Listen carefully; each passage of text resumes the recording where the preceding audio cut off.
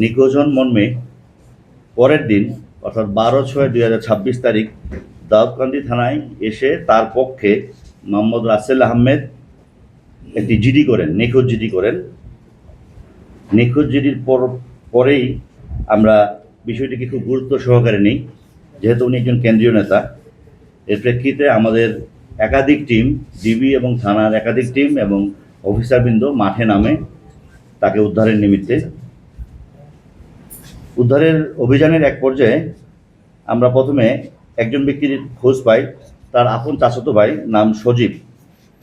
তার কাছ থেকে আমরা একটি তথ্য পাই যে 5-6 মাস পূর্বে ফেসবুকের মাধ্যমে দাউদকান্দি এলাকায় একটি মেয়ের সাথে জিসান মিয়া প্রধানের পরিচয় হয়। একটা পর্যায়ে প্রেমের সম্পর্ক গড়ে ওঠে।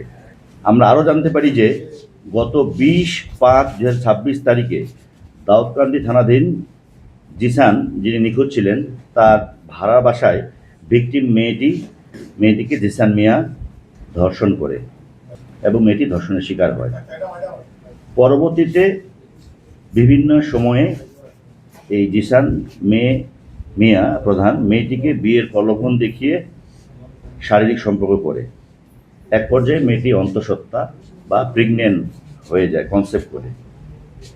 এরপরে জিসান মিয়া প্রধান মেয়েটিকে জোরপূর্বক বাচ্চা নষ্ট করার জন্য চাপ প্রয়োগ করতে থাকে, না হলে মেয়েটিকে মেরে ফেলার হুমকি প্রদান করেন।